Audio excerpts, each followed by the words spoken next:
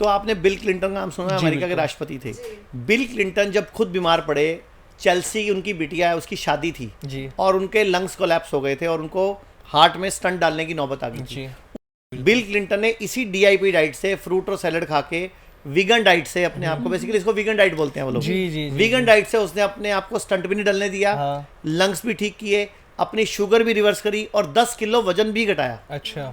और इसी डाइट से अभी कुछ टाइम पहले भारतीय है कॉमेडियन, जी उसने 16 किलो हमारे हॉस्पिटल में आके घटाया इसी डाइट से। भारतीय पतली दिख रही है। जो भारतीय पतली हुई है वो हमारे यहाँ हुई है। अच्छा। ठीक है, वो credit goes to us, our hospital, our doctors, हमारी टीम 2300 लोगों की टीम है भाई जी। और जब 2012 में मैं अकेला था, जब आपके चैनल पे आता था, उस टाइम हमारा कॉल सेंटर भी था।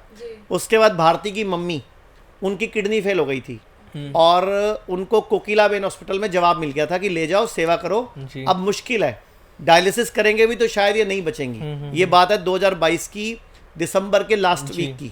मैं लंदन में था उस टाइम, मुझे भारती का फोन आया, थोड़ी परेशान थी, रो रही थी। तो मैंने पूछा क्या हुआ, कहते डॉक्टर ने जवाब दे दिया कि डायलिसिस से भी शायद इनकी जान अब नहीं बचे। और आप हैरान होगे, आज फरवरी चल रहा है 2024, मार्च, 1 साल 2 महीने हो गए, भारती की मम्मी का एक भी डायलिसिस नहीं हुआ। अच्छा। 9 साल से इंसुलिन ले रही थी, पिछले 12-14 महीने से एक बूंद भी इंसुलिन नहीं ली, 11 गोलियां खाती थी, वो बंद हो चुकी हैं और भारती की मम्मी अच्छी खासी घूम रही है इसी डाइट को फॉलो करके और आयुर्वेद के पंचकर्मा को फॉलो करके। फिर भारती को देख के, जो भारती के हस्बैंड है हर्ष जी, उनकी मम्मी को भी डायबिटीज थी, उनके भी इंसुलिन चल रही थी, उनकी भी इंसुलिन बंद है आज 1.25 साल से।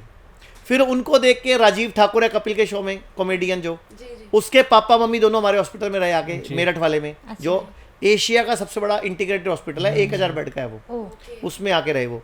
तो राजीव ठाकुर के पापा को किडनी प्रॉब्लम है, मम्मी को गठिया है जी। फिर कपिल शर्मा की मम्मी से भी बात हुई, उनके घुटने भी खराब हैं। हाँ जी। सोचो ऐसे कितने सेलिब्रिटीज हैं जो फिर हमारे यहाँ आके, किसी का घुटना, किसी की कमर, सब ठीक हुए। मैं आपको एग्जांपल देता हूँ, एक एडवोकेट है, advocate Ashwini Upadhyay ji, supreme court के एडवोकेट हैं, उनको PIL मैन ऑफ इंडिया भी बोलते हैं। अच्छा। उनके फादर को दिल्ली के 3 बड़े हॉस्पिटलों ने बोला कि घुटना ट्रांसप्लांट करना पड़ेगा। उनका फोन आया, क्या करें, मैंने कहा ले आओ जी, ट्रांसप्लांट कराना ही है तो पहले 10 दिन हमें दे दो, 15 दिन दे दो। उनके पापा ने 10 दिन लगाए, 7 महीने हो गए, वही घुटना है, साइकिल भी चलाते हैं, खेतों में काम भी करते हैं और कोई ट्रांसप्लांट नहीं हुआ। तो एक बार किसी भी डॉक्टर की बातों में आके, सारे दर्शक सुन लो, कोई ट्रांसप्लांट, कोई ऑपरेशन, कोई कीमोथेरेपी, कोई रेडियोथेरेपी, कोई डायलिसिस नहीं कराना। पहले आयुर्वेद में बात तो करो, इसी देश का है, उसके बाद नहीं आयुर्वेद करता जाओ एलोपैथी में। मैं एलोपैथी का विरोधी नहीं हूँ, हाँ जी, हाँ जी। बाकी एलोपैथी में कुछ है नहीं, कोई भी गोली बिना साइड इफेक्ट के नहीं है, कोई भी एलोपैथी में कोई चीज ही नहीं है जिसका साइड इफेक्ट ना हो। बुखार की गोली साइड इफेक्ट, दर्दों की गोली साइड इफेक्ट, हर चीज का साइड इफेक्ट है।